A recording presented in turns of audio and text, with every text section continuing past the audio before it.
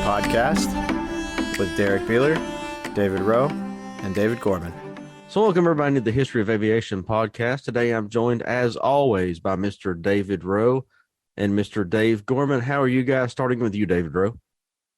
Oh, I'm doing excellent. It's been a pretty exciting couple of days here for me. I don't know if you know this since you've been out of town, but there was a C5 Galaxy in at McGee Tyson yesterday. I missed it. Sorry about that. Caused quite the stir. A lot of people in East Tennessee spotting got excited. Lots of pictures and videos came out. I was helping a buddy of mine, Bruce, get some photos. Was doing his air traffic control, telling him when it was coming, where it was going. A couple of C-17s were there as well. So all that was happening. And meanwhile, being left out, I went to the local airport here at Tri-Cities, and I caught a C-12 Huron doing some touch and goes. And while I was filming it, I got a C-130 that showed up. So now I've got about a 30-minute video of Hurons and C-130s doing touch and goes. So I'm doing excellent. That is awesome. How about you, Mr. Dave Gorman? Well, I was not at the airport yesterday. I was at work. But I was enjoying all the pictures of that big Galaxy. I've actually seen one at the airport years ago. They had one come in for an air show, and it is a monster. It is an eclipse maker because it blocks out everything else. And so there were a lot of great videos and pictures taken of that thing. A lot of excitement. Somebody said first time in 8 years. So boy, you got to strike when the iron is hot. So, despite not being out at the airport, it's been a good week. Thanksgiving was a nice time. Got to spend some time over in Crossville with my mother-in-law, my wife, and dog, and we had a good meal with some good friends. So, air show buddy of mine from Nashville, he and his wife came over, from Lebanon actually. He and his wife came over, and we had a good visit and hung out and everything, and talked about going to Oshkosh later on next year. So, looking forward to that. But anyways, glad to be here, and glad we're going to be talking about another one of these unbelievably iconic aircraft. The Spitfire is what we're talking about today, right, guys? The Spitfire, Supermarine Spitfire. Yeah, the British, it's kind of it's their Mustang, or maybe our Mustang is, it's like our Spitfire. I don't know. It's such a recognizable British thing, and been around. It still is a beautiful, beautiful aircraft to see. I love seeing them. Yeah, no doubt. It's got some of the cleanest lines of any fighter plane built. It's just a thoroughbred. Looks fast, sitting on the ground, and the design work on it was excellent. Just really, really well done. I always talk about those elliptical wings, and this is the plane that applies to the best, I guess. It's just a gorgeous flyer. It's graceful, it's agile, it's fast. It looks good in all its. There were so many different versions of this plane that were put out there. Different propeller configurations and gun configurations, and there were 2-seater versions and a long history. And this is among the British aircraft that you might see in the U.S. at an air show. There are several of these that are flying in the U.S., so you're liable to see one. Yeah, that's one of the great things about it. There's I read somewhere there's over 50 flying airworthy Spitfires out there. So yeah, there's a very good chance, particularly if you're in the UK, that you can see these flying. Duxford was always one of my goals, to go see one of those air shows where they've got, 8 or 10 Spitfires flying at once. That's just like unbelievable to see. So, so they're out there. If you want to see them, you can find them. Actually, I'm looking at my notes here. There were 20,351 of them built. So that's a lot of Spitfires out there. And you were talking about multiple versions. They started at the Mark 1 and they ended at the Mark 24. So that's a lot of design changes that went on between those two numbers. Were there some of these early ones? I know there were 3-bladed props. There were 5-bladed Spitfires, right? Yes, that's correct. They actually started out as a two-bladed,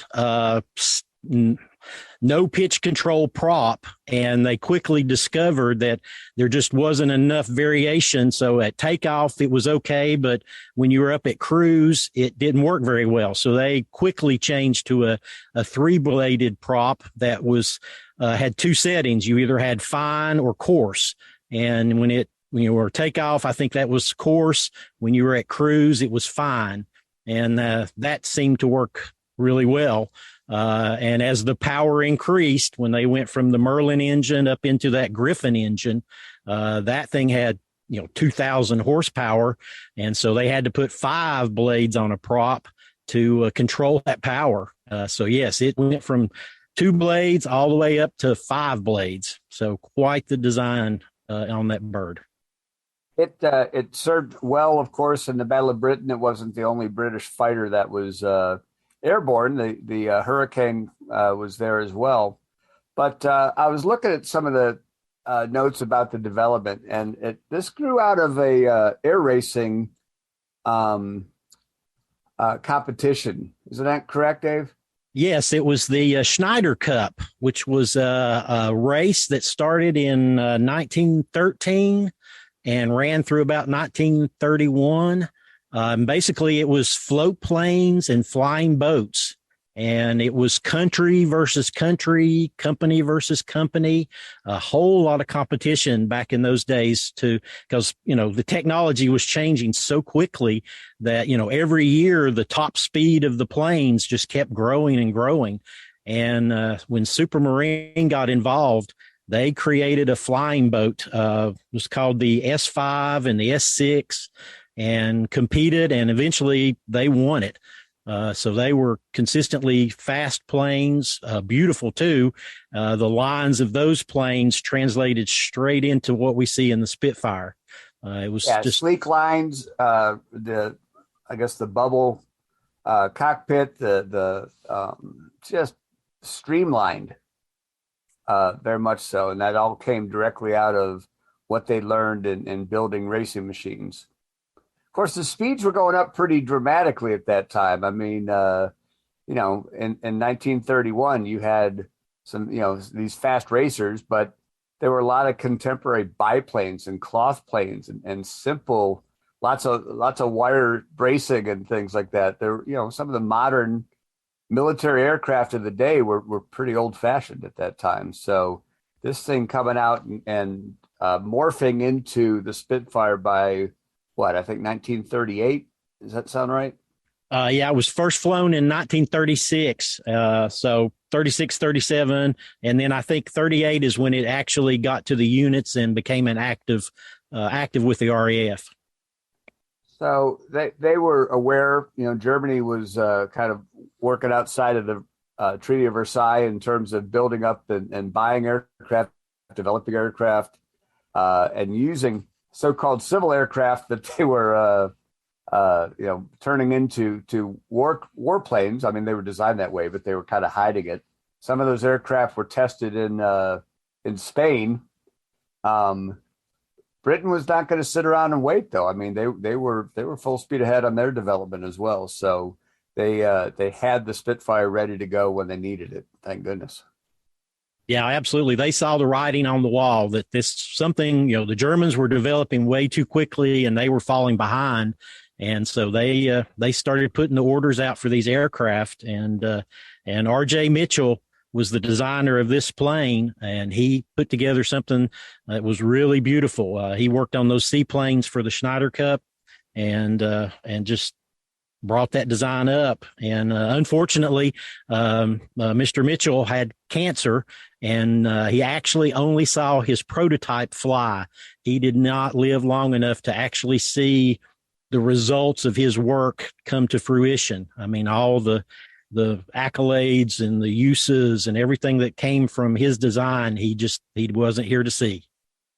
Yeah, he died in 1937, I had seen. So yeah, I did not know that. That was that's awful to think that spent all that time, that important development and transition time, and then didn't get to see it. But thank goodness the work was done, and the plane was ready. Yeah, absolutely. Here's an interesting fact that I found out. We were talking about those elliptical wings. That's such a distinctive look for the Spitfire. Well, that design of the elliptical wing actually came from Germany, from Alexander Lippisch was the designer who sort of came up with that elliptical wing. And we had some the British had some spies that lifted that information, brought it back to the UK, and the Supermarine team with Mitchell at the head took that information and built that elliptical wing and made it the winner that it is. So the Germans actually provided the basic outline of the wing that Spitfire flew with. Thank goodness they had it. Exactly. So, yeah, that was pretty interesting. Well, I read somewhere that early in its rollout, when they were first ordering them, when the Air Ministry ordered 310 of them, and they said the cost of this was just over 6,000 pounds a piece. Oh wow! Yeah, which is pretty good. A recently sold restored Mark I Spitfire sold for 3.1 million pounds. So, exactly. Wow. Pretty good investment if you'd put a few of those aside. Yes. Well, that's why people go out looking for them now. The whole thing of what they was supposedly there were crates buried in Burma, which is now Myanmar, that supposedly they were out there and people went digging trying to find Spitfires because they are so valuable. Great story. I don't think anything will ever come of it, but we can hope. Well, yeah, they're lost to time. I don't think anybody knows where they're at, but it's a great idea that one day somebody's going to find them. I was reminded in doing a little research for this as well that there were an awful lot of American pilots that flew Spitfires. That's correct. Before America got into the war, there were a lot of Americans who felt the desire to go and fight. And so they would go to Canada, and through Canada, either getting their wings there, or if they were already pilots, qualifying. And then because Canada is a Commonwealth of the UK, they would get shipped over and become part of the American Eagle squadrons. And those guys were put into Spitfires and fought. This was post Battle of Britain, but yeah, they were there. They put up a good fight. And once the U.S. got into the war, they transferred back to the Army Air Corps and became part of the regular American Army Air Corps. You'd have to know, obviously, that experience was something that they had over their fellow pilots and U.S. squadrons that obviously hadn't seen combat before. So that was a good push forward for us. Yeah, absolutely. It's the training that they had and the experience they could pass on to the other pilots that were just coming up had to be invaluable. Going back to that elliptical wing, since it's so iconic about this aircraft, I did read that it took 3 times the man hours to build one Spitfire wing to build a Messerschmitt Bf-109 wing. So the Bf-109 was the main adversary to the Spitfire in the Battle of Britain. And so they could build 3 wings to one Spitfire wing. So, it's a beautiful wing, but it is a complex wing. Quite a commitment. Yeah, absolutely. But it's very aerodynamic. It's just a fabulous wing. It's thin, which was unusual for the day. If you look at the Hurricane wing, it's super thick. But this Spitfire wing is very thin. One of the drawbacks of it being thin is they had to move the machine guns further out in the wing and spread them out a little bit. So they're not quite as tightly packed as some other airplanes with thicker wings where you've got a little bit more room to work. Just that elliptical wing has so many features that are just amazing. It's really cool to sit back and read and learn some more about it. One of the things I saw that was a bit of a trivia thing, I'll ask you this, gentlemen, and see if I can stump you or not. but a Spitfire was involved in the highest aerial battle of the Second World War. The altitude, I'll tell you, it was up against a Junkers Ju-86 over Southampton, England. Altitude, any guesses? 40,000 feet. It's pretty close. It's a little higher. 42? 43,000 feet. The highest Close. aerial battle of the war. Yeah, I knew it could get to 40,000. So 43 is a little bit higher than I was aware of. Oh my gosh, that's pretty amazing. Again, you're thinking about 1930s technology, but by 42, obviously, it was battle tested, and the pilots were tested. There were improvements that were put in. The engines were better, and everything else. So, Well, here's another trivia question for you. Do you know what airplane shot down the first Me-262 jet fighter? well, I'm going to guess it would have to be a Spitfire, since that is our Spitfire. Ding, ding, ding. Very good. Do you know who was flying it? Oof. The Spitfire or the The Spitfires. Not okay. the German Me-262, but what do you have any idea what group was flying it? I'll give you a hint. Flying the It's not a Spitfire. British. It was not the British. Canadian? Canadian. The 401 Squadron flying a Mark 9 Spit were the first to run into it over the Netherlands. And instead of the 262 running away, he decided to fight. And I think there was a flight of 4 or 5 Spitfires, and they just wore him down and shot him down. Wow. So that was the first kill of a jet fighter in World War II. Did not know that. I did not. That's very interesting. Yeah, it was news to me. So, again, you start, reading through some books and things, and you start getting these amazing stories of things that happen. It's like, yeah, didn't know that. So just read up. You'll find it. I read a bit about a pilot, Johnny Johnson. Did you see anything about him? He was the highest scoring Spitfire ace That survived the war. that survived. Yeah. Okay. Now, I'm not sure if he was the top ace, but the way I read it, he survived the war. Well, he had 34 kills. Now, you hear about some of the German aces with over 200 kills, fighting on the Russian front or whatever. But this guy had 14 109s and 21 90s that he shot down. And, at that time, probably the Germans were still flying some very good qualified pilots. Towards the end, attrition had really taken its toll, and they had some much shorter time pilots that they were putting up in the air. But 20 Focke-Wulfs and 14 BF 109s. Yeah, no doubt. That's the cream of the crop for the Germans. So he was definitely a good pilot, because that's, you're not like the Germans on the Eastern Front fighting against, inferior Soviet designs at the time. The difference there is the Luftwaffe pilots, they flew from day one until the end of the war, or they died.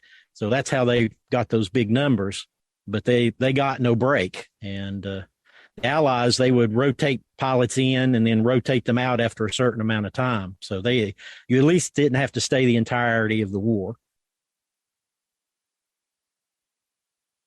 That was a huge advantage. Yeah, no doubt.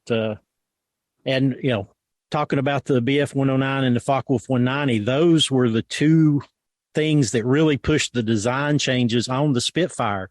The BF 109 came out, I think, with the F model. And so the Supermarine had to upgrade the Spit with a larger Merlin engine. The Mark V, I believe it was they went from 1.2 up to the Mark V immediately, just to make it match up to the Focke-Wulf 109 or the BF 109. And then when the Focke-Wulf 190 came out, that Mark V was losing air superiority. So they had to upgrade a new engine, better weapons, larger wing with more ammunition. And that came out as the Mark 9. So the Germans, as their increase in design and better planes came out, the Spitfire continually upgraded and to match what was being done. An interesting fact there is the Spitfire is the only airplane that was in development before the end of the war and after the end of the war. So it was literally being upgraded from the beginning all the way to the end. There weren't any other frontline fighters that did that. Anything that, Allied that was built, in the 30s, it was over by the mid 40s, and anything that was built in the 40s, wasn't there at the beginning. So the Spitfire had the longest continual growth of just about any plane that the Allies put out. Did not know that, but that makes perfect sense. I mean, that's how you go through. What did you say, Mark? 24 was the highest mark? Correct. 24 different marks. There's a lot of subvariants as well. Now, I did not know a whole lot about the photo recon version, but up in Dayton at the museum up there, they've got a Spitfire on display that's painted blue. And when I first saw it, I was very confused about what it was doing there and why it looked that way. But it's a photo recon bird. Well, and that's where I found out about that 40,000 height that the planes could fly at. The photo recon aircraft, they would remove the guns, they would clean it up. They would actually had to put a larger oil tank in it because of the longer flight times that it was flying. It went from like a 7.5 gallon to a 14-gallon tank of oil. They put extra fuel tanks in the wings for that extra distance that it needed to fly. I think they could fly from the UK all the way to Poland and back. And they would fly upwards of 40,000 feet in order to escape the majority of, Luftwaffe aircraft because they couldn't fly that high. And so they mounted the cameras in the back, 2 or 3, and then there's some really great photos that they took that were, extremely helpful to the war effort. They were valuable airplanes. And just like we had, we were talking about American pilots that were flying Spitfires,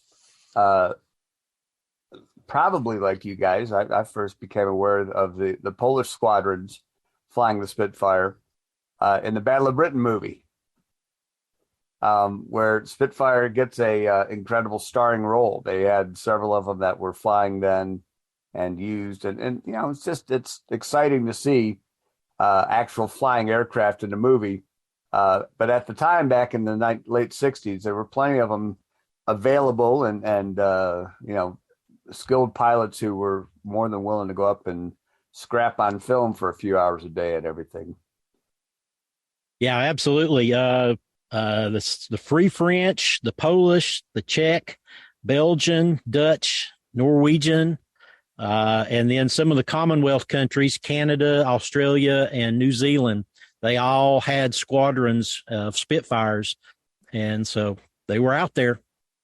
I seem to remember, Dave, that there was one that was found in India not too long ago that was kind of hidden away and maybe in some pieces, but it had been left behind, and I think the Indian Air Force had had it briefly or something like that. But it was quite a story about how it had not ended up in a junk heap somewhere.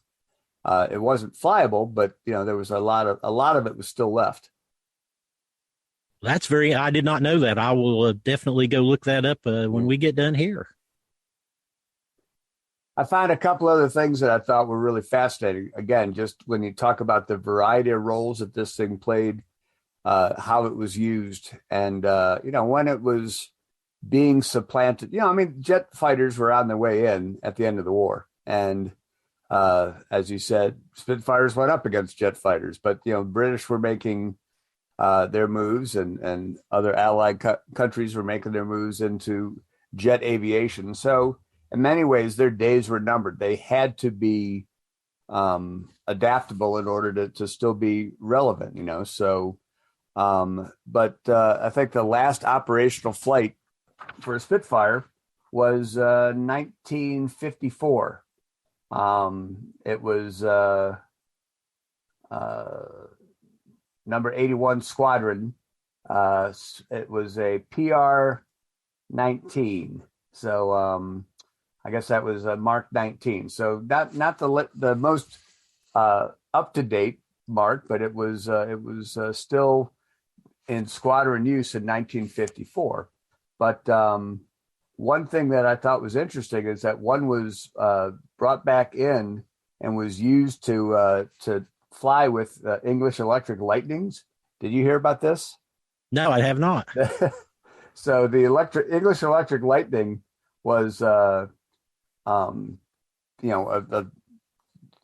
twin engine, very, very fast fighter jet that the Brits had, and they were using.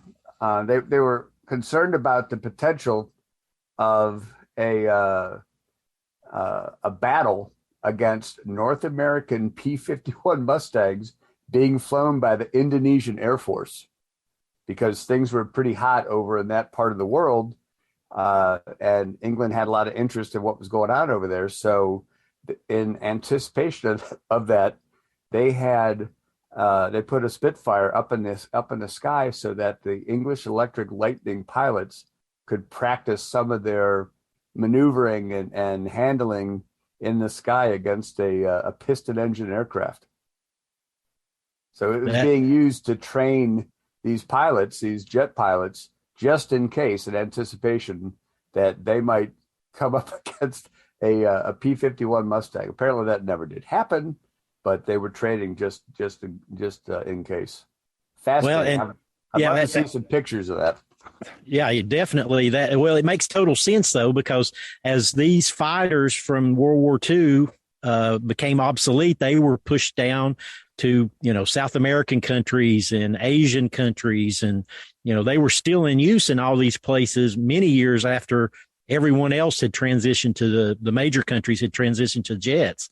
So, yeah, that's a legitimate, thing that somebody would have to think of and say, well, that's what they're flying and that's what we'd be up against. We better find out what we can or can't do.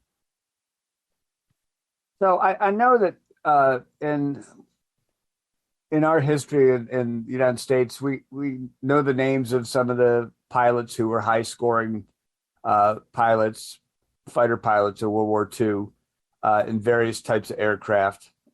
Richard Bong, Yeager, and several different Mustang pilots who did really well. George Preddy, these guys who were, talked up quite a bit as their exploits grew, as their kill numbers, as their mission numbers climbed, and everything like that. Who were some of the more famous Spitfire pilots? I know Douglas Bader. I hope I'm pronouncing his name right. Yes, that's exactly who my first thought was. Douglas Bader, who actually lost his legs and flew with artificial legs. He was quite the character, apparently. Johnny Johnson is one of the more famous one. I can't think of a Tuck. I can't remember a first name, and I'm not exactly sure of his history.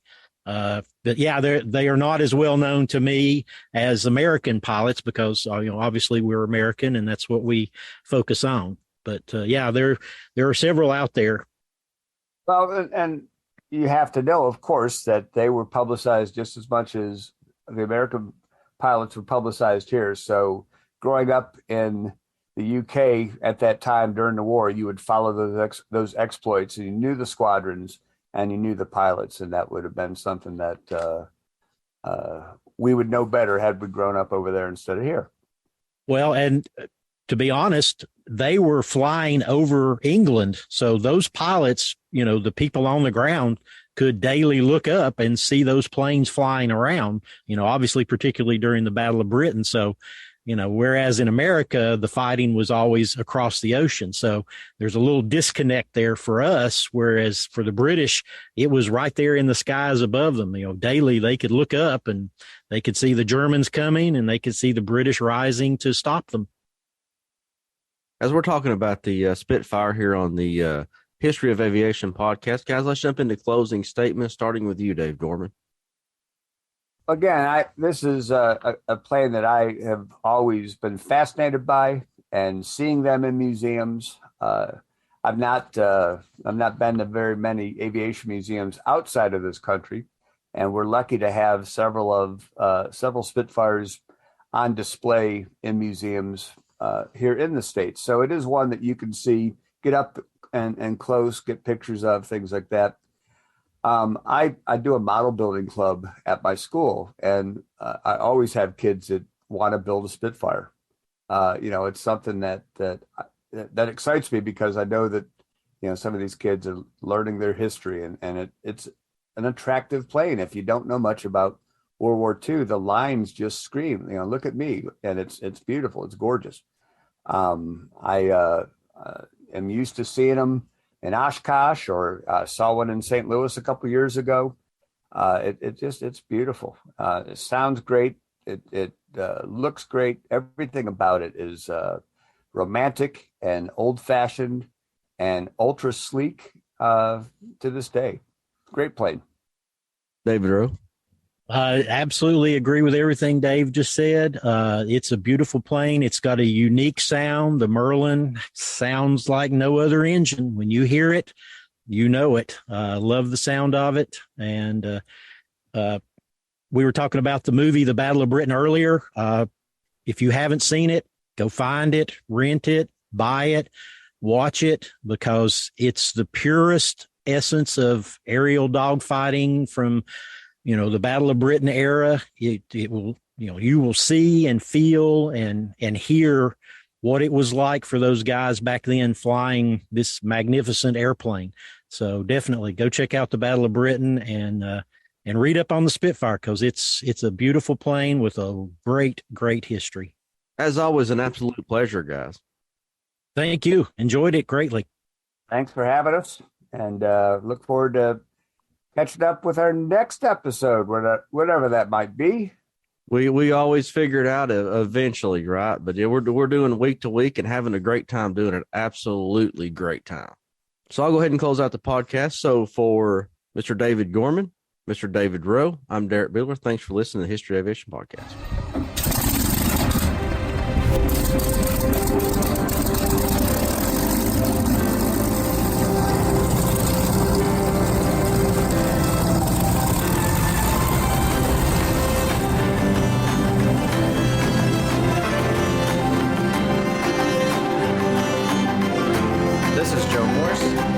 Listening to the History of Aviation podcast with Derrick Beeler, David Rowe, and David Gorman.